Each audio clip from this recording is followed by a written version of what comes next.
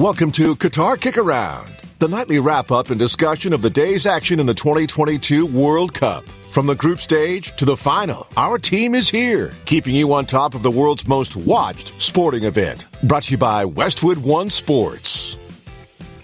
Hi-de-ho, and welcome to Matchday 8 of Qatar KickAround, our nightly wrap-up show of the day's action in the 2022 World Cup being held over there in a place called Qatar. Hi, it's me, Peter, tagging along with the man that knows more about the World Cup than Mr. World Cup himself, Andy Dalton Swift. Top of the day to you. Thank you. And all the way, live from London, the very chilly Lars Sivertson. Greeting, Lars. I'm not turning on the heating. It's very expensive over here, you guys. You don't understand.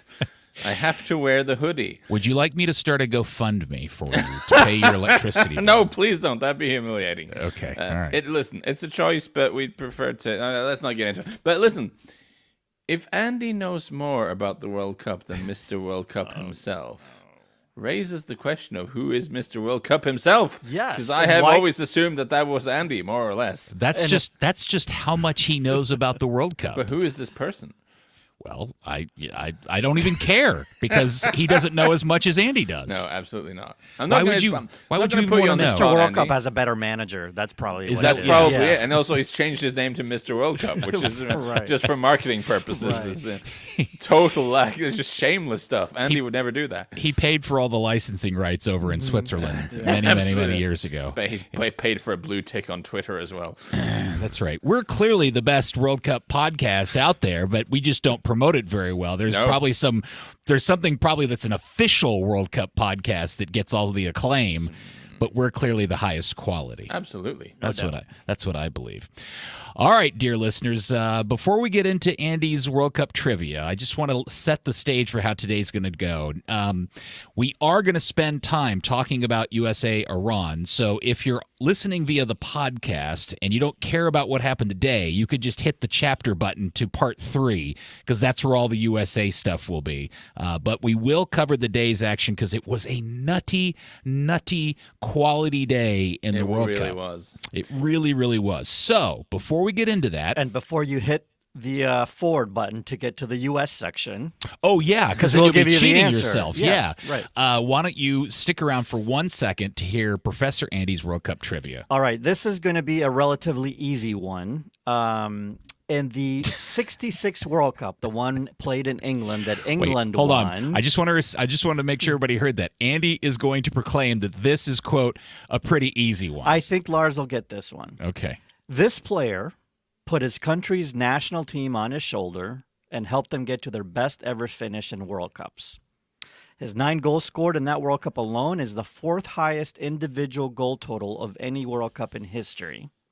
And if you like today's 2-goal comebacks, in the quarterfinals of that World Cup, his team went down 3-0, and then he just promptly scored 4 goals, and they won 5-3 and advanced. So, the trivia question is, who was that player?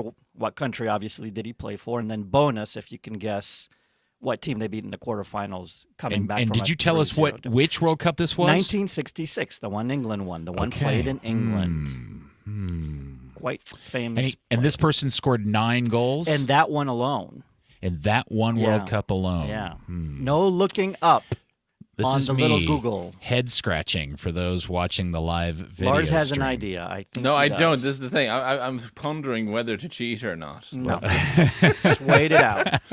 Wait it out. And both of you are victims of what the answer will reveal it. All right. I have not cheated so far in the tournament. Good. I've resisted the temptation, and I'm not going to do it now. But I really want to. Okay, then. So the way this is going to work out, this segment is going to be dedicated to talking about Group H, since the Portugal-Uruguay game was the one that you weren't supposed to miss today. That was the match du jour that everybody should be all screwed together for. Unfortunately, neither it or the Brazil game were all that crazy entertaining, at least not in comparison to the 2 early games, Lars. Do you know what this was? It was like a great boxing night where... Like, the undercard was just unhinged, and it's like you're not super interested in any of the fighters, but just the action was so captivating. It was great. And then the main meal was not amazing, but because of the people involved, you're still kind of engrossed by it. This is how today felt to me, I have to say. My question is, I think we made the joke the other day about how Argentina and Mexico had the dark arts on display.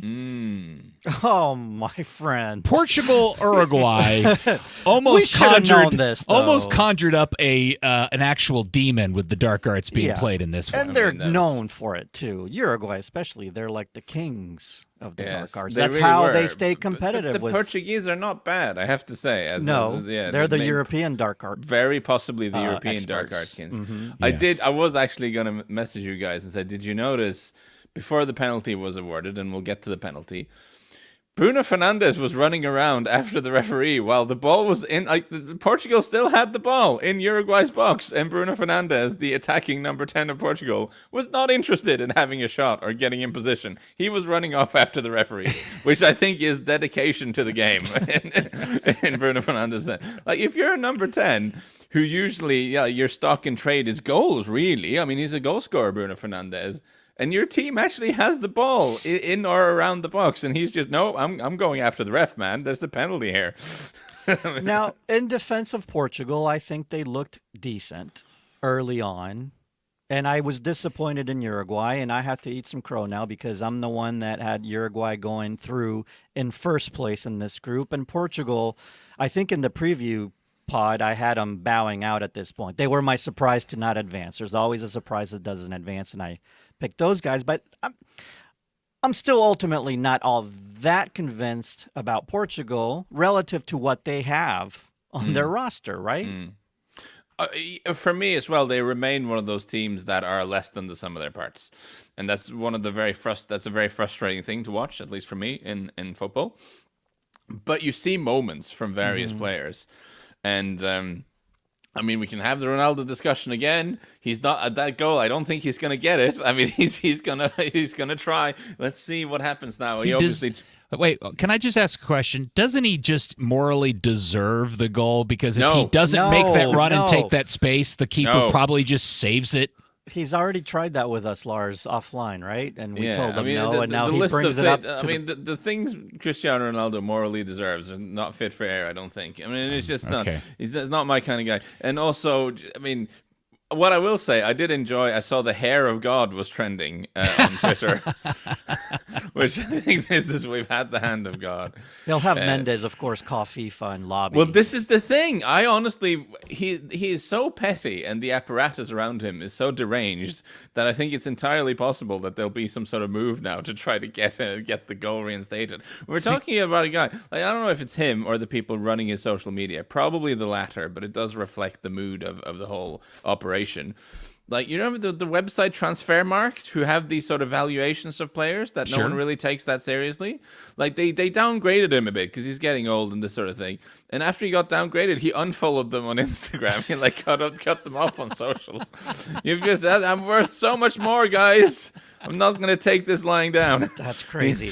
It is an extraordinary, and I want to be, like, to be fair to him, this incredible single-mindedness that he has is part of what has made him such an amazing goal scorer, right? Yeah, I mean, it's that selfishness that also helps. It's what made him who he was, but it's making it very hard for him to age gracefully, I think. Now, for those that didn't see, I mean, we're talking about a cross that Bruno Fernandes put in. Yes. That he was in the middle of the goal area, obstructed the goalie's view. He tried to head it, missed. It was one of those amazing. I mean, the guy at 37 can still jump higher than most every other human being on the planet. It's ridiculous. All right, great. Okay. He tried to glance hit it, and it he missed. didn't know, and you could even tell by his reaction after when other players came up to him to celebrate. He was kind of like, I don't know if I hit it or not. Like, I don't know. Oh, I thought he was saying, of course I did. Of course I did. No, okay. I couldn't really. Okay. You can see on the replay that the spin on the ball doesn't change at all, which is what does it for me. I think there's a hidden, unseen camera angle where his Adam's apple reached out and tapped it in. No, I'm glad you pointed out that it was actually an athletic feat to get up there anyway. And I am slightly too mean about him sometimes, and it's worth saying that Vegas Elvis was still Elvis, right? It's hey, all right, the king is still the king. Will you at least agree with me, whether he touched it or not, deserves it or not? If he doesn't make that run and make that attempt, the keeper just picks the ball up or catches it. And it's not a goal. Totally agree. It's a fair point. Okay, because that did make the game 1-0, and then there was a whole host of other things that took place in the game. Lots of just fouling. I don't even remember how many fouls there were in the game. It was a ridiculous number. But that goal did wake up Uruguay. It did wake up Uruguay, and the game really kind of took off after that moment. It did. It got good. And Uruguay at one point had Nunez on the field. They had Palestri on the field. They had Suarez, Cavani on the field, and then of course. And by the way, I've beaten up on John Strong a little bit in his broadcasting, but his line today of what this game needs, Luis Suarez. Right. And I thought that was a very funny line. And Suarez did come on, and man, he looked old and slow. But he almost tied the game, and that would have been incredible. And they hit Woodward. I forgot who took the shot for Uruguay. That they hit Woodwork again. Gomez, I think. Yes. Yeah, and Gomez. Twice they hit Woodward. Gomez. Twice they hit the post in their first game. So I mean, they've been a little bit unlucky not to score. But I've been frustrated by them because I guess it's the Uruguay thing, is that even though they very often go further than people think they will, and they very often produce generations that are incredibly impressive for a country of their population, they rarely dominate games, right? No, they're snarly and aggressive and defensive, They're and cagey. often and then there's a moment or two of magic that kind of tips it in their favor. The moments of magic haven't been happening. No, that's right. the thing. That's true. And They're counting on one against and the Ghana. one moment of magic that would have been a personal highlight reel for Bentancur is that dribble from midfield where he breaks the back line and the ball pops out and he just can't finish it. Man, if he had finished that and they took the 1-0 lead, that would have you wouldn't have forgotten about that for years and years and they would years have to just go. bunkered down. Just real quick, I just want to state for the case, I think VAR's decision to go back and call that second one a handball is a crime. No, it's wrong. I've consulted my former high-level professional referee who says it's totally wrong. So did the referee, once VAR told him to go look at it, at I that think point he really wrestles with that decision because he didn't look like he wanted to give it. Yeah, and you can tell he's having a conversation with somebody back in the VAR studio going, well, by the because if you go read Law 12 and handling of the ball, there used to be something about supporting yourself as you go down, but they took that away. Were you the one that said that, or somebody tweeted a picture that apparently IFAB posted at some point? Yeah, that's the VAR guru Dale Johnson of the ESPN website, who's very has weekly VAR roundups from the Premier League to explain all the laws to everyone.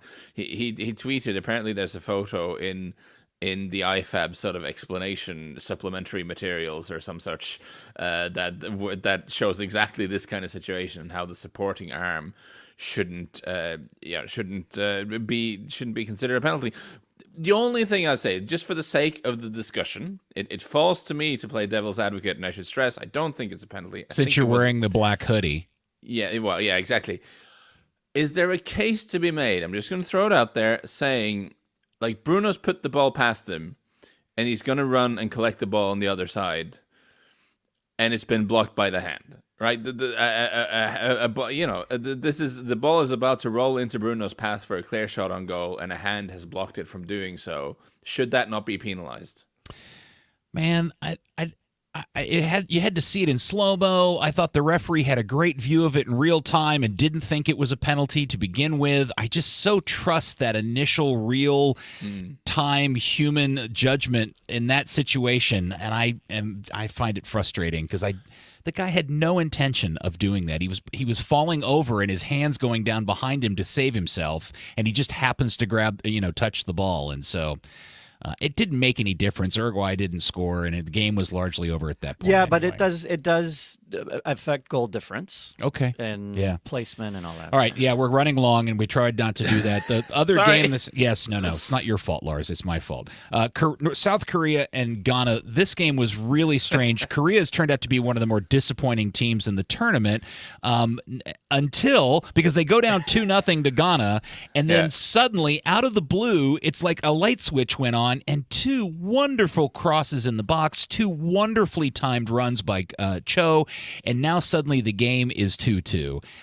And the whole thing kind of flipped on its head. And then, of course, you got Dunu, who then scores his second goal to make it 3-2. And by the way, did you know, for both Cho and Dunu, each represent their nation's first player to score twice in a World Cup in a World Cup game. That's the first time that's ever happened for either team. There's my fun fact for the game. Yeah, Mohamed Kudus. By the way, Kudus. I'm saying the wrong name. I was all confused. Okay. I want to. I did say last night for people to look out for him. He's very good, and he duly scored 2 goals, which I appreciate. I like it when players make me look good. And he's tremendous. But I was kind of almost frustrated by South Korea suddenly waking up when it was all kind of a little bit too late for that. And you're right; they scored really good goals. Intriguingly, Didier Drogba was in the studio on the broadcast here in the UK, and you could see he was getting like excited looking at those headers because he was like, "This is what I did for almost 20 years." Trying to head them in the studio. You could see him talking about it in the studio, going, "Yeah, you got to attack. Yeah, it's great. It's good." But yeah, what a fun game it turned out to be, and I think. Like Ghana their team have some weaknesses, but they've been very sort of forward thinking and attack minded in their approach, and they made their games fun, and I admire that. I really enjoyed the pairing of the Korean and the Ghanaian fans. Those are two fantastic fan groups in that match. Yeah, that Ghana I liked has brought it in yeah. terms of fans. Well, yeah, but the Korean fans just look so fun and colorful. They're all just like it was great for that. I did enjoy it. And thoughts on the Korean coach going absolutely apoplectic on Anthony Taylor after the game. And you know why? Because he didn't add enough time. No, because he stopped the game before they could take the corner. And it's understood. No, it was past time. It was past the allotted time. But there was 2 times in injury time where Ghanaian players went down with injury, and they had to come out and spray their ankles, and he gave them like 30 seconds. He gave them a minute extra. It was all to do, in my opinion, with the corner kick. That he didn't allow for the corner, which is an understood thing. You know, he didn't let them take the corner at the end of the first half as well. Exactly. Yeah. Right. Yeah. And he got the red for it. He did. Yes. Yeah, I think he touched Taylor. So I'm kind of in 2 minds because I kind of understand why he was frustrated, but I also think like I'm always happy when referees just go, you know what, I am tired of being shouted at now. I'm going to send you off, because there's so much dissent towards referees that just goes way beyond what I think should be accepted. So, you know. By the way, just real quick, the protester in the Portugal-Uruguay game that ran on the field. Oh, he's not going to see the light of day for a little while, is he? No, I would say of all the countries. This is going to be a tough one if for him. Qatar really wanted to prove how they are changed in the last 5 years, we just haven't noticed. That's a ticket reference, Lars. Don't worry about it. Is they would say, we arrested him, we issued him a ticket, it's been paid, and we are releasing him. Listen, but they will not do that. You know what? They might, because they have some pretty PR-savvy people looking after them. And for all the stuff about them being quite sinister and there being human rights problems, fundamentally, Qatar wants to be liked and respected around the world. So, for instance, like 2014, I went to Qatar and did a sort of semi-undercover article where I got sort of snuck into a labor camp and filmed and documented abuses of workers and stuff like that. You're a gonzo journalist. I did, yeah, when I was younger anyway. And the point, I'm not bigging myself up, I'm just saying I wouldn't have done that in Saudi Arabia. I wouldn't have done that in Russia. But I did it in Qatar because, at the end of the day, they're not going to lock you up and throw away the key. It's just not how they work. That was pre-World Cup, though. Maybe. Once the World Cup leaves.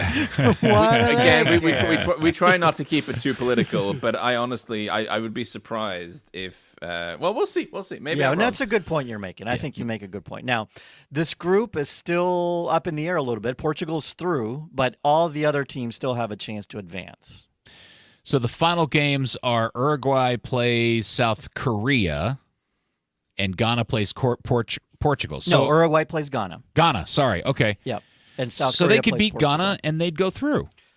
Yeah, but Unless if South Korea beats wins, Portugal. Yeah, that's why the goal difference comes into play, because if both of those win, it'll be goal difference. And I suppose it would be peak Uruguay to play a terrible game against Ghana, but squeak a 1-0 win. And It would be then peak Ghana Uruguay, could go exactly. through This is the element they're most comfortable in, this situation now. Yeah. Okay, that will be the end of part 1. Let us take a break. When we come back, part 2 will be all about the Brazil game, Neymar's ankle, and all that stuff, and we'll do that next.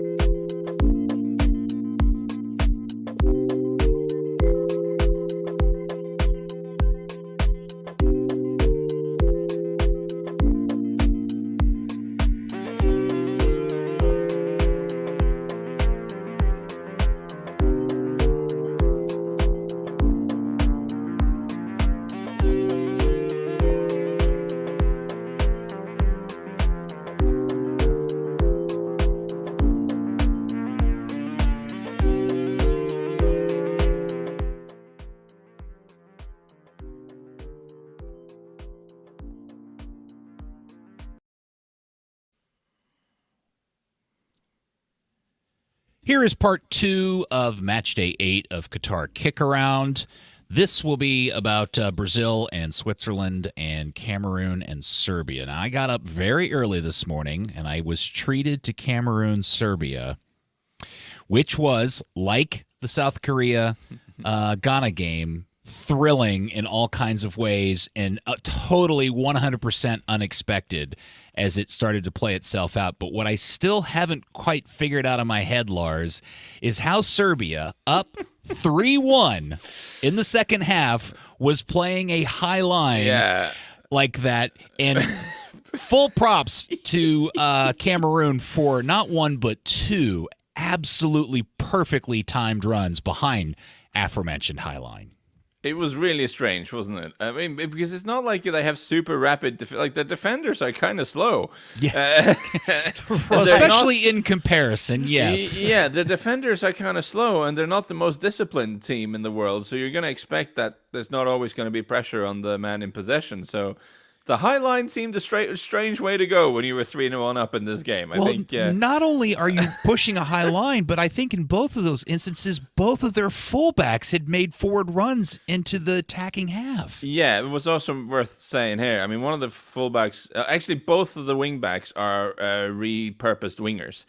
Filip Kostic was a wide player earlier in his career, and was actually considered quite a selfish and unreliable wide player, who's then become a very good wingback, to be fair to him, but, you know, that's his background. And Andrea Zivkovic on the right side also has played as a winger for a lot of his career. So this is a team that's playing three at the back and wingbacks, but with, like, proper, like, attacking mentality players out on the wings.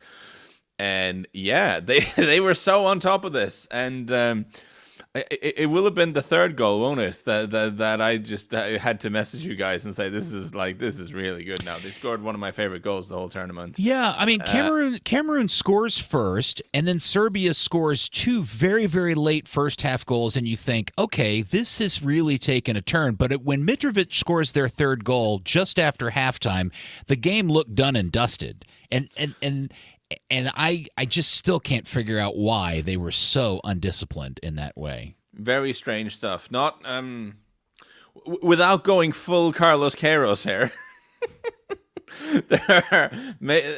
Serbia are maybe one of the countries that, based on historical evidence, you sometimes don't expect them to be the most tactically disciplined people in the tournament. To not go full Klinsmann? Apologies. I picked the wrong. The wrong. Heroes would be really mad at you after he just spent days without going full Klinsmann. I messed up my own joke. Sorry.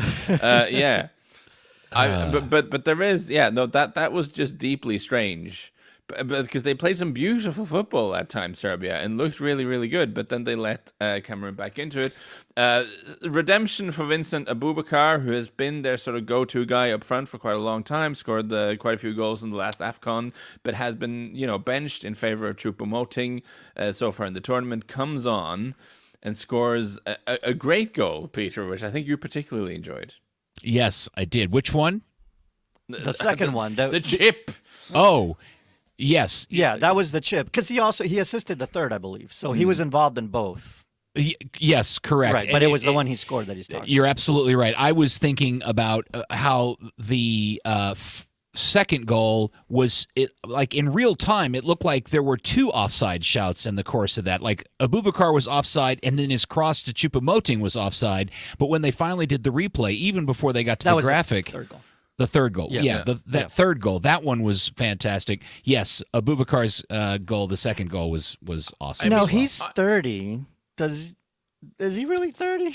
Who? He looks a little bit older. Aboubakar, he's always been a big, solid physical unit. But either way, but what I think is really interesting about that goal is that obviously it's a triumph of VAR because the linesman thinks it's offside.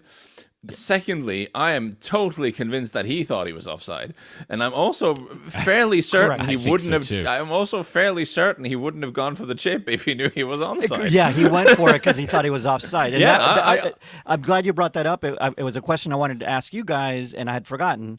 Peter, you are like, you get so mad when the use of VAR takes away goals, and like we have this and it takes, but here it gave us a goal. Yes, unfortunately, this is not what happens more times than not. Okay, right? But, and here's the other thing that I'm getting frustrated by, because we had this wonderful promise of instantly generated computer graphics that are taking like 5 and 10 minutes to make their appearance in the game. But and the reason why is because when the graphic shows up, minus the fact that the ball isn't shown where it is in play, but it really gives a good, solid, kind of like definitive look of how at least they're deciding somebody's kneecap is offside or broken the plane. And the thing about technology too, though, is that we're getting the exact moment of the touch on the ball on the pass. You just have to understand. I think visually it would help if the graphic included that. Okay. Just for human visual kind of consumption, that would make sense. Schedule for humans, right? Yeah, schedule for humans, Okay. yes. Yes, Lars, another ticket reference, sorry.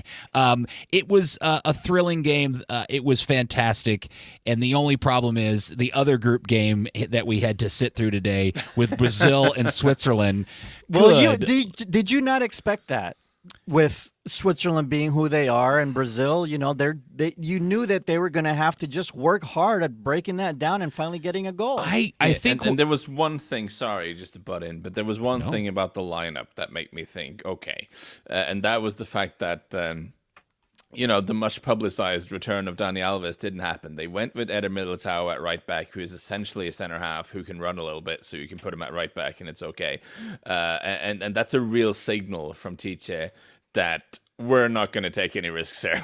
we know that with the situation in the group, permutations town, situation in the group being what it is, a draw is actually fine, and we're not going to take any unnecessary risks. That's where you don't understand the Brazilian psyche, because a draw is not fine. But for the coach it is, which is he's smart enough to know that this is fine. But I'm sure a lot of the fans are upset, but his job is to do well in the tournament. He kind of has to ignore stuff like that occasionally. Yeah, it's to win. To win 1-0 is fine in the coach's mind. And to win in a way that is not going to set you up for a loss, I think, is really what he was trying to prevent. Yes, Casemiro's goal was rather nicely hit by him. That was not the player I was expecting to score. But I would also say that I think one of the surprises out of this game is how lacking in fun Brazil are without Neymar. That was my question right here. Don't tell me Neymar wouldn't have made a difference. This is my note from this game because one of you two was like, no, Neymar, it's fine without Neymar. Well, I think, no, we asked the question, would they be more fun or better without Neymar? Because we always talk about how Neymar is not, being I think they could have used Neymar.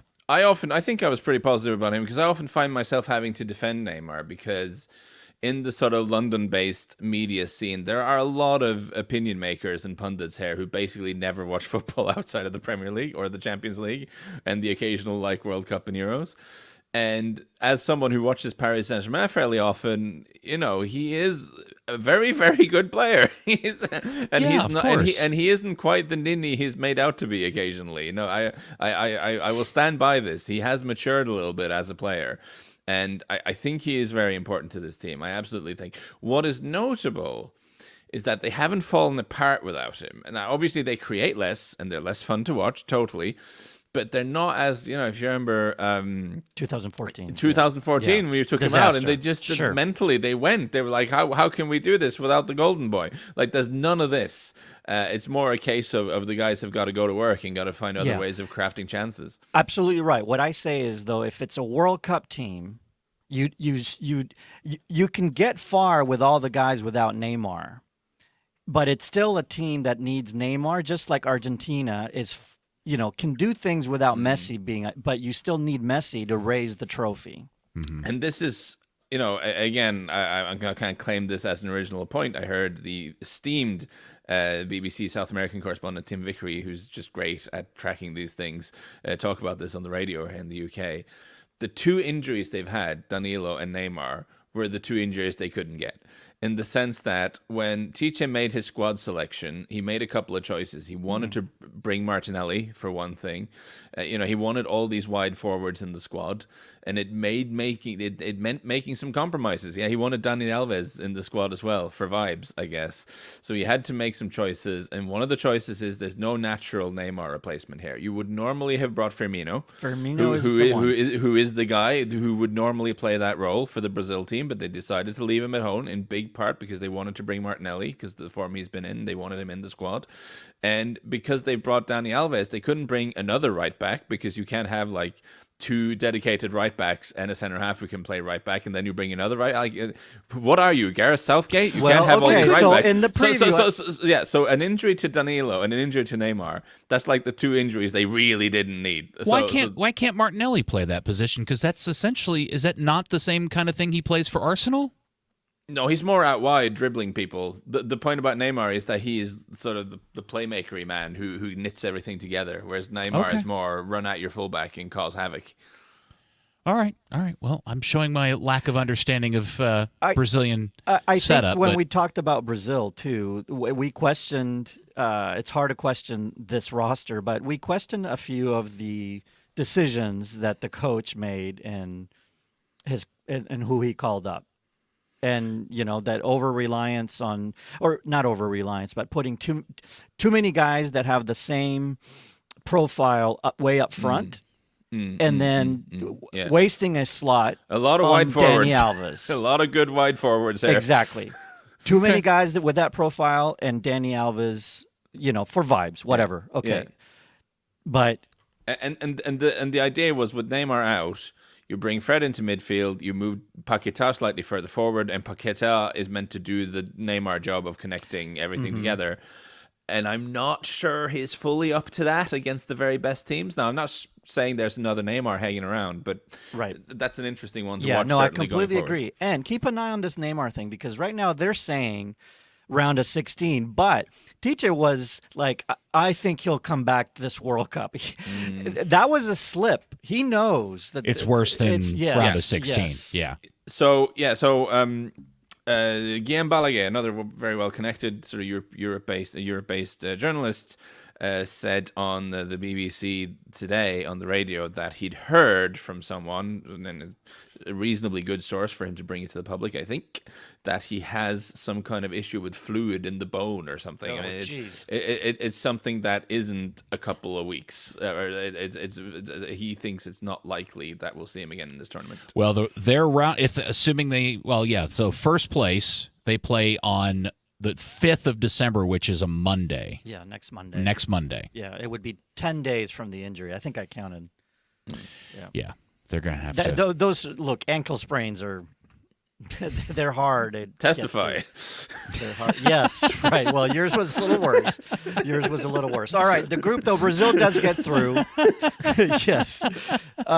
Brazil gets through. In typical Brazil first-round fashion, they're always good in group stage. They've always get out of group. Let me say, so today, Brazil won their 17th straight group game, which is a record. The last time Brazil lost a group stage game, 66, 1998 was the last time. Yeah, but the last time they didn't get out of the group, 66. I thought that's where you were going. Sorry. No. Yeah. The last time they lost a group stage game was 98. Last time against who, Lars? Sorry? Against who was that loss to? That was against Norway, 98. There you go. There you go. He knows his World Cup trivia, that Lars Sivertson. Very good. Okay. But Brazil is through, typical fashion. They did efficient, whatever, this new Brazil, right? For those watching the live stream, I'm rubbing my hands together maniacally about this next topic. What is the next topic? Oh, Switzerland-Serbia is the deciding game. Right. I mean, so come on. Switzerland-Serbia. Switzerland, you would think Let just them fight. needs a draw, but actually if Cameroon beats Brazil, they could tie up Switzerland goal difference. So Switzerland-Serbia, both teams need to come out and get a win. Yes. And for the benefit of listeners, we won't go into it, partially because it's politics and we're a little out of our depth, and also because we want to keep the episode short. But the reason that game is so spicy, if you're not aware, is that there are a lot of players in the Swiss team that are of an immigrant background and who are from the countries in the Balkans, like around Serbia. That don't like Serbia. And quite a lot of them don't like Serbs. Yeah, a lot of them. And the last time they got there's a very long Wikipedia article for you guys to read up on why that is. But believe me, they've got just cause, some of these guys. The last time they played, Shaka and Shaqiri both got in trouble for making Shaqiri was the one that got the yellow. Offensive hand, offensive gestures. Gang signs or something like that. I don't remember what it was. Or had something where he scored a goal underneath his something about an Albanian eagle or something. It's all very complicated. We don't have time to get into it, and we're not qualified to do so anyway. But do look it up ahead of that game if you're planning on watching it, because it's a brilliant sort of cultural aside to the whole thing. Yeah, when you realize that because after today, now all the games are being played simultaneously per group, and you set up your 2-screen setup, you're just going to want to make sure the Serbia-Switzerland game is on your primary setup, because that one is going to be an absolute war between the two of them. You can set Brazil and Cameroon on your phone or whatever it is. It's the Switzerland-Serbia game you want to have tuned up quite good. All right, we're going to take a pause here. We're going to take a potty break or get some water or something. When we come back, we will get into our big old preview of the game that matters the most, the United States versus Iran, and we talk about it next.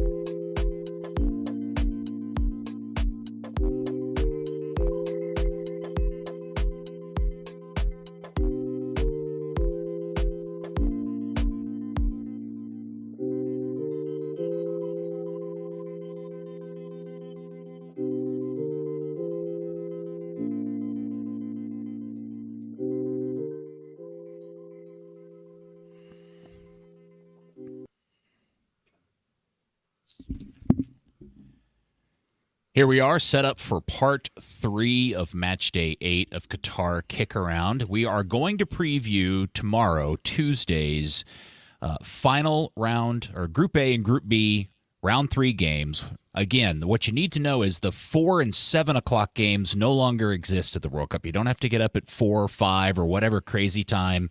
Lars, 10. You don't have to get up at 10. Hey. You laugh, but I mean, being a scruffy-looking freelancer, I am prone to the odd sleep-in, I have to admit, so it's fair enough. Yes, so the games tomorrow, Group A will kick off at 9 a.m., and then they give themselves all kinds of space, because remember, now you have the potential of No, not PK. Oh, no, this is 3. That's right. So why is there so much space between the extra hour? They're just doing it that way. Okay. So the Group A is at 9. Yeah, I knew that. And then the Group B, which is the U.S. and Iran, which is the one everybody should care about, is not until 1 p.m. tomorrow. So we'll talk about the other games in a second. Let's get into the USA-Iran match. And before we get in, I don't know if either one of you have had a chance to read ESPN Jeff Carlisle's recap of the original USA-Iran game from 1998. He does he interviews a whole bunch of characters related to the tournament or to that game back in the day. Very controversial 98 team with Steve Sampson and the famous 3-6-1 formation, the loss to Germany going into the game against Iran. The fact that I had forgotten this. In that tournament, they were in a group with Germany, Yugoslavia, and Iran. Yeah, also politically charged. All politically charged. They had beaten Germany in 2 wars. They were currently bombing Yugoslavia, and they had just gotten over all the whole hostage situation stuff with Iran. It was the craziest thing. At the time, the match was described as the mother of all politically charged games in World Cup history. Yeah, and Jeff's article and the interview with the players and the coaches is really, really, really good. And if you weren't watching back then or alive at that time, it's completely worth your time. So we've retweeted the link on our Twitter account at the KickAround. So and the result there was Iran 2. Yes. U.S. won. And US it's important scored because first. it's U.S. scored first, and then Iran turned it around. Carlos Queiroz, the coach of Iran today, brings that game up as, their biggest win in their history. Yeah. And so it's come up a lot, obviously, for that reason. All right, just real quick. Today, the pregame press conference took place. It's one of the nuttier press conferences in sports history. So ridiculous. Berhalter got up there, and then it was Walker Zimmerman and Tim Ream. And ostensibly, it was an opportunity. Was it not Tyler Adams? Because I've seen him. Tyler Did Tyler get up there too? Oh, that's right. Yeah, Tyler did answer a very, very good question. Very well. Very well. He should be running for president, I think. Anyway, they all essentially just got hit up by the Iranian sanctioned state police Right. with like Tyler Adams got berated for saying Iran incorrectly. He said Iran, which is wrong. But he then apologized. And Yes, said, his answer was great. His answer was great because it incorporated his ignorance on how to pronounce it correctly, turned the situation around, and basically just silenced the reporter, right? Where the reporter really couldn't say anything. Berhalter got asked about a U.S. naval ship. If he was going to ask the U.S. government to remove it from the Persian Gulf, please. Yeah, so stupid. Yeah, and also about inflation, which I thought was amazing. Yes. Tomorrow, Bob Bradley on the trade deficit. I mean, I don't know. Yeah. So in a way, though, deflecting attention away, there's 2 ways to think about this. More stuff for the players to think about and all that. But at the same time, it's less emphasis on the soccer and all that. And they don't have to answer tactical questions. And it almost lets them focus on the game more, I think. It does. But the problem is this all got started because the U.S. Soccer Federation, for some reason, now they're saying it wasn't made by an individual, it was made by a group of people, and that they consulted Iranian experts to post social media content yesterday of the Iranian flag minus the Republic of Islam symbol in the middle of it. And that set off a firestorm. Now, they also admit in the same thing that they didn't tell anybody on the team they were doing it. Or consult with the coach. Or consult with the coach or anything like that. Look, the message you want to send is understandable, but the platform perhaps was not the right, and the timing wasn't right? I mean, at the end of the day. I'm just wondering what Bruce Arena thinks about the wealth gap that's kind of increasing. I mean, what is there anything we can do about that? Trust me, I don't think you want to hear Bruce Arena's thoughts on the wealth gap. Look, we don't have enough time to. It was a very boneheaded mistake on the Federation's part to do that. Yeah. Sorry for derailing it. It was no. It's not a smart thing to do ahead of a politically charged and difficult game, right? Yeah. No. Now, what I do want to bring up is about the game tomorrow and the United States attitude, because if I do have one criticism about their performance against England is I wish they had tried a little bit harder to score a goal and win the game, because losing the game didn't change their situation in terms of having to go out and beat Iran in this game. So, and it's interesting because I'm not a fan of Eric Winalda in 2022, but he posted an article for The Guardian the other day, and Clint Dempsey wrote an article for The Athletic, I think. And both of them had the same attitude of, you guys have to go out there and you have to risk everything and be willing to give up a goal to go out there and score a goal. And that's what I'm hoping we see out of the United States tomorrow. And is that what's missing so far? I think they're so guarded, and they've been so good at limiting chances and not allowing teams to score goals all the way even through qualifying, that I do think that they are risk averse when it is time to go forward. Now tomorrow, just in case people don't know, some may not know, a win gets you through. Anything other than a win, you go home. And Iran just needs a draw. Needs a draw, and hoping Wales doesn't beat England, which, you know. Lars has already told us that's never going to happen. Yeah. And then, so the issue is you need the win. On paper, this is a better team than Iran, right? There's no doubt about that. More talent. But Iran defends well and knows how to get, I'm not going to say a shutout, but how to keep the score low. So the U.S. Careful there, Jurgen. Yeah, no. So I got it right that time. Got it right that time. Yeah, this is tactical. I mean, this Iran team is known for defending well. They'll low block. They'll park the bus because they also know a 0-0 gets them through. Yeah. So the key tomorrow, this is what we should talk about, is how does the U.S. break that down? Yeah.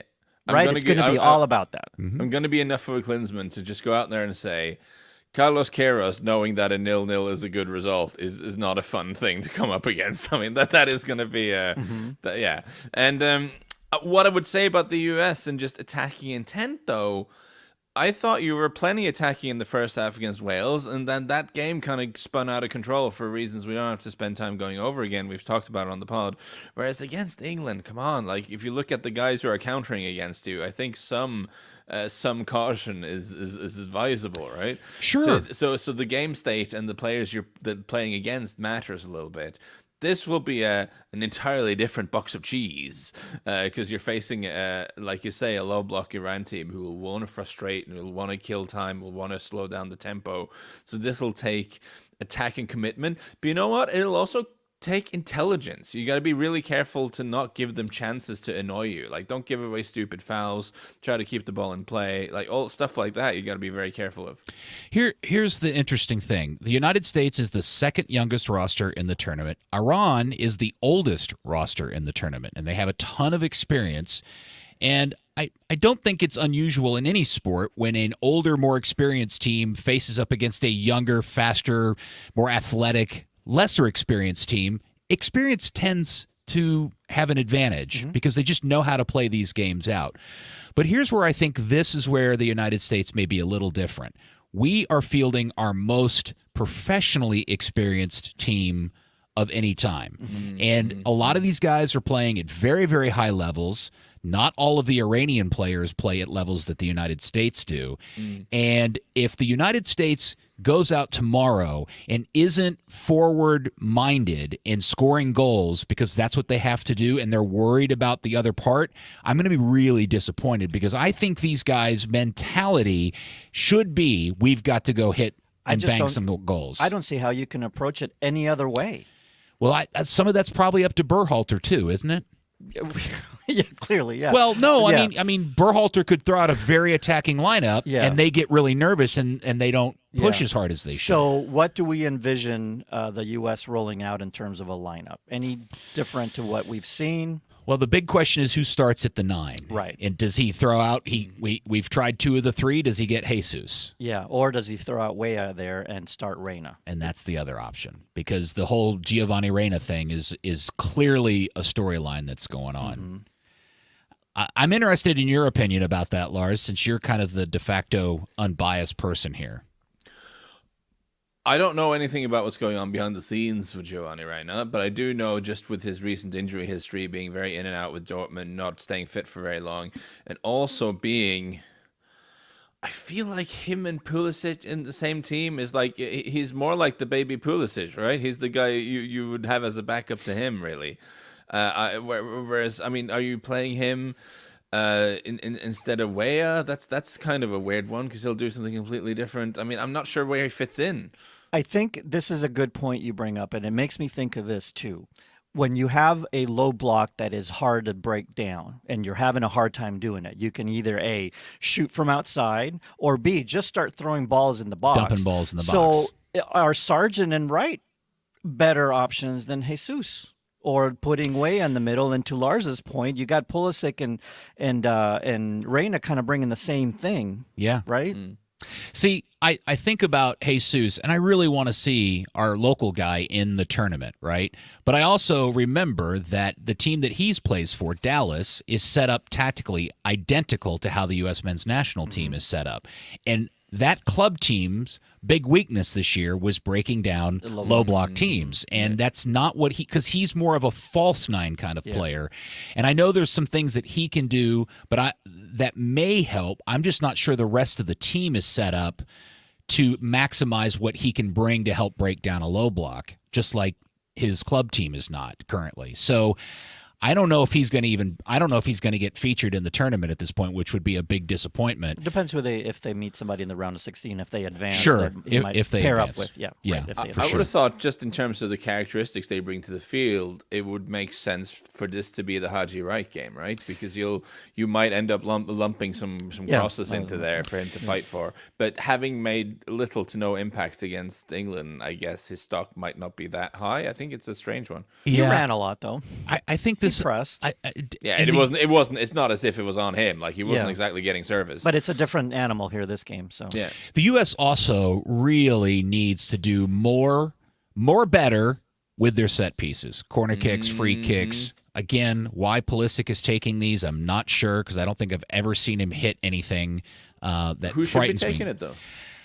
Well, that's the problem. I don't know the answer because, I mean, if I think the best free kick taker on the team is Kellen Acosta, but he's clearly not a starter in this game. Kellen is actually pretty good at that skill set. That's one of his fortes, but he's not starting the game. So maybe Pulisic's taking them because he's the best option of the 11 that you put out there. Do you know who I would like to see? I would like to see Brendan Aronson in midfield for this game because I think you can afford to have a slightly more forward-thinking guy in the midfield 3, and he's very quick in like small Instead of who? spaces. And don't this is the question though, that's isn't the problem. Yeah, But don't you have to? It's if you're obviously not taking out Tyler Adams. It'd be hard to take out Weston McKennie, who's been possibly your best performer so far, and also Yunus Musa has been very good. So I don't know. You'd probably take out Musa, but that feels harsh after the games he's put in. What were you gonna say? And you're also now into game 3. All those guys have played a lot of minutes. Yeah, it's a very hard point. Pulisic's played 100, 2 full games. Did he even sub out in either game? I don't think so. Tim Weah's got a lot of mileage on him. Yeah. Somebody's got to give up a spot, but it's a really tough call. And I know I'm doing this thing again that I'm doing a lot, which is I'm focusing a little bit too much on what these players do for their club teams. And you guys know this national team better than I do. But just having watched Aronson for Leeds in the Premier League this year, it seems just deranged to me that he's not starting any of the 3 games in the group stages. He's done well at the national team level too. I mean, I think everybody's really high on this guy. Yeah, the fact that we're having this argument or debate is the sweetest thing possible as a US. Because we've never done them. So we've never done this as before. we approach tomorrow and things are getting dicey tomorrow and it's 0-0 and it's late in the game, remember this. This is very similar to 2010. 2010 in group play, they first tied England. They also drew with a Tier 2 Euro team, Slovenia then. It was Wales now. They had to win to advance against Algeria at the time, a team with the continental bias. They were the weak team in that group, but that team could also advance with a win. So it's very similar to this whole setup against Iran. And that goal, the winning goal, was scored in the what? At the death, essentially, right? Yeah. At the death, Landon Donovan. Tim most famous Howard goal. restart, throws the ball out. Go, Distribution, go, US, yes. beautiful. Yeah, exactly. So just keep that in mind. Go, USA. Yeah. So can I make 2 points lastly on this game? Please, First yes. of all, Ali Reza Yohanabash is suspended, which is good for the US because he's the fastest in the front line for Iran. If you're worried about counterattacks, their speediest guy is not there. That's a positive. Secondly, we've got a great comment from one of our listeners, Uncle Lars on the Twitch, who points out about Iran and their dark arts. They can't out CONCACAF us. We are deep in the dark arts ourselves. I'm not saying the US necessarily are that skilled at that side of thing, but you know what? This is a game where all your experience with these various teams from certain regions of CONCACAF with their bumpy pitches and strange weather and suspicious referees and all this sort of stuff that you've all gone through, this is a game where all that experience really, really comes in handy, I think. Yeah, so CONCACAF and 9 matches in World Cup history, and they've all been in modern World Cups, 86 on, have won 7 of those 9 matches against Asian competition. Okay. They're 7-1-1. Good stat. The only 2 games the U.S. has played against Asian competitions is the 1-1. The loss against Iran and a tie against Korea in Korea. So, yes, CONCACAF spanks Asian competition typically. Except with the exception of this. But it's a different team. It's a different generation. But you also think they will, like, if Iran starts trying to maybe unsettle them by doing certain things, and again, trying not to be Klinsmann, but do you not think they'll just think, guys, like a better, more prepared team? Yeah, you guys, we've played away to Honduras in a rainstorm. Like, do you think any of this bothers us? Sometimes that didn't. Yeah, that's true. Very, very true. All right. My last point about this, and this is the thing that I feel is primary that happens, is Christian Pulisic has got to have the game. He is quote unquote our best player. He's playing at a big club in the Premier League. He's got to come good in a in a big way, and he's not done it. He's had a nice assist for the goal against Wales, but he's also close against England though. The snapshot in the corner, that was just the kind of like So he's so close to break. I mean, we talked about some of the decisions he made that made us frustrated, that frustrated us. But this is the opportunity. This is his Landon Donovan Algeria opportunity to cement his place in our hearts. And so I really am hoping the best for Mr. Christian Pulisic tomorrow. That's what I really hope for. Not an upper 90 strike in the quarterfinals in the 2026 World Cup to send them to the semis. One thing at a time, dude. All right, the other games tomorrow, the early games, obviously Group A, Ecuador and Senegal, Netherlands and Qatar. Anything of note there that we need to keep an eye on, Mr. Andy? I'm sorry, Lars. Because go to Andy first. Yeah, no, I was going to say Ecuador Senegal is obviously the match. Ecuador's I like the way they've been playing. They're good. But a shout out to the African teams so far in this World Cup. They're all 5 are still in it. They've all performed well. Even their losses have been respectable losses. And I think Senegal has a good chance, and this is going to be a great match. By the way, this is not. This is your primary screen. Yeah, this is the one you Netherlands, want to Qatar is your secondary. Yeah, screen. sorry, Lars. What were you going to say? No, exactly that. And I wonder, it's going to be a very tense match and a very fascinating and intriguing match. I do worry that these are quite direct and physical teams going at each other. So it'll be fine in that regard, though. Well, we'll see. No? We'll see. The other game certainly is the Netherlands trying to find some kind of form because they're gonna. They have just not looked impressive so far at all. And if they're going to avoid a spanking in the next round, the Dutch have to put something together. Well, they could be playing. if they win their game and the U.S. does win their match, they could be playing each other. So a bit of opposition scouting for you there. Yes. Now, Lars, could you, in some very, very brief way, explain the relationship between Wales and England and why this game that on paper probably doesn't seem like a big deal in reality is a really big deal? Yeah, so Wales are one of the countries that are part of the United Kingdom, which is a very strange political construct when you think about it, that's massively dominated by England. Now, as opposed to the Scots, there isn't a big independence movement in Wales. I think the Welsh are generally quite comfortable with their position in the Union with England, but there's a strong sporting rivalry that goes across. I mean, particularly on the rugby scene, the England-Wales rivalry is very, very strong, and beating England would be an incredible thing for them. I mean, obviously, it's a big brother, little brother type of thing. I don't have high hopes just because Wales have been very poor, and it looks like the guys who've been carrying the weight for them are a little bit past it now. But it's a big occasion. Lars, is it comparable to, like, if Scotland on paper has an inferior team to England, they will still give England a really, really tough match. Is it comparable to that or not quite? It's a little bit comparable to that, for sure. I would say that there's less animosity. I think with the Scots versus the English, there's a sense that a lot of them genuinely don't like each other, and you know, there's a very increasingly Braveheart thing, right? Increasingly strong pro independence movement in Scotland, which I think now that if you look at voting patterns, getting very political, if you look at voting patterns for Brexit, like, Scotland did not want to leave the EU. They really don't. They're being dragged kicking and screaming out of the EU by the English, and there's a lot of stuff going on with there. I think the Scottish independent movement is one to keep an eye on for the next decade or so. But yeah, there's much more like actual animosity there, whereas with Wales it's more of a healthy sporting rivalry, I should say. I mean, you'll find Welsh people who want to be independent as well, don't get me wrong, but that's more of a sort of they're happy enough with their place, but the sporting rivalry is very, very strong. All right, we're going to end with trivia, but I want your US-Iran predictions, please, now. I think you'll do it. But I don't think it'll be comfortable. Let's call it 1-0. Wow, okay. Andy? 1-0. I'm go USA-ing 2-1. Is it a second goal in added time. So Shades of Algeria, 2010. Yes. Okay. And I'm gonna say Weston McKennie hits it. Header. Just yeah. Crashing the box. Yep. On a set piece. That's my prediction.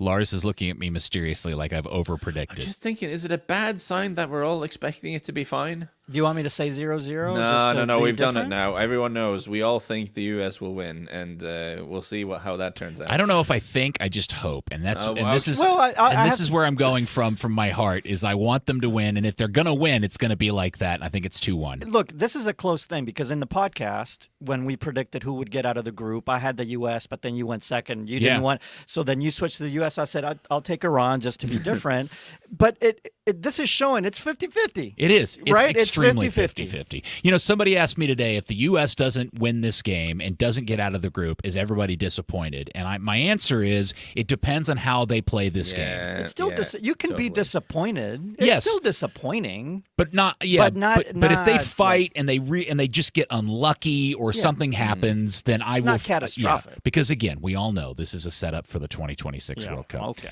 All right, very good. That is all established and written in stone. Nobody will let us forget it, no matter how it turns out. Andy, let's finish this particular episode with Andy's World Cup trivia. So the question was, the player that in the 66 World Cup, the one that England won in England, he put his country's national team on his shoulders and helped them get to their best ever finish in World Cups.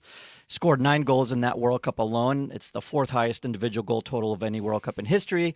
And in the quarterfinal match, they were down 3-0 before he scored 4 straight goals. The team won 5-3 and went on to the semis. Question is, who was he? What country did he play for? Bonus, what country did they beat in that quarterfinal match? See, this is 66 is where my history it's right before the modern era, which kind of technically starts in 70, right? So part of me wants to say it's Maradona, and then part of me wants to guess Eusebio, because I think it's too late for Eusebio and too early for Maradona. Yeah, it's too early for Maradona. Right. Lars? I don't know. I don't have anything good. is it I'm just gonna say No. Puskás because I don't have an actual good answer. Pele didn't get out of group stage in '66. That was the last one. right. You were right, Peter. Eusebio. Go with your Eusebio. instinct. Yes. Peter So reigns supreme. Eusebio, by the way, who won Champions League with Benfica, won Ballon d'Or, has 9 goals in 1 World Cup. He played in 1 World Cup, put the country, Portugal, on his Yes. shoulders, Yes. led the world. I know Ronaldo has 8 goals in 5 World Cups, but this, Eusebio, the greatest player in Portuguese soccer history, Yeah. took them to 3rd place, their best finish ever. Yeah, Ronaldo's good. Hey, He's not kids, bad. go YouTube Eusebio, Portugal, and go watch some of that cat's highlight films from back in the day. It's some And good he stuff. did all this with less talented teammates than the great Portuguese player of our generation has, by the way. And he was also very humble and gracious. So let's not forget Eusebio, the great Portuguese great. By the way, they beat North Korea in that quarterfinal match. They were down 3-0. That's won the 5-3. the 66 tournament is when North Korea beat Italy. Correct. Peter, I'm so proud of you. I'm so proud of you. Tell him the 8 I'm years of getting hanging out with misty-eyed. Andy I'm Swift. You, getting I misty-eyed. mean, I'm For getting listeners who are misty-eyed. just on the podcast and not seeing the feed, like Andy is moved. Yes, He's so that's- happy. I'm- I haven't I'm seen him like, this happy this entire. My child. he's gonna hug me after the show's Yeah, over. there you go. So go look up Eusebio, go wiki. He's a great player of his generation. By the way, we are going now into third games of the group stage. Chaos very much in play. The last 2 World Cups, 6 teams had already qualified by this stage, and the last one, 7 in the one previous, and 7 and 6 had been disqualified or had already been eliminated. That's 13, one way or the other. The last 2 World Cups, only 5 have either advanced or been eliminated. 3 advanced, 2 eliminated. Lots and lots of games still will determine what happens. This is very different than a typical World Cup. Yes, and it is at this point for anybody who is watching their first World Cup critically, this is when the smoldering kind of smoke turns into a raging fire of these games in terms of And permutations are and changing all the time. Yes, and the games get nothing but crazier and nuttier from here on out. Lars, any last thoughts before I turn you off? Just that, you know what? I have enjoyed it, but I am delighted we're not doing this 4 games a day thing anymore because there are no hours. I can't do it. I can't feed myself. It's very complicated. yeah, 2 slots now. 4 games still, but Yeah. only 2 slots. Yes. So, by the way, that as everybody's homework assignment is to figure out your dual screen setup for the next 2 weeks. So don't forget to figure that out. Lars, thank you very much. Say hello to Lola, the puppy dog. The dog is trying to force her way into the office as we speak. All right. Have a great evening. We will speak to you tomorrow. Andy, thank you, sir. You? Thanks. Thank you, Professor. Thank you for teaching me. You're welcome, man. For learning I'm so me so proud much. of you. Yes. And thank you guys for watching the live stream or listening to the podcast. We love and adore you. Get stuck in and win your 50s.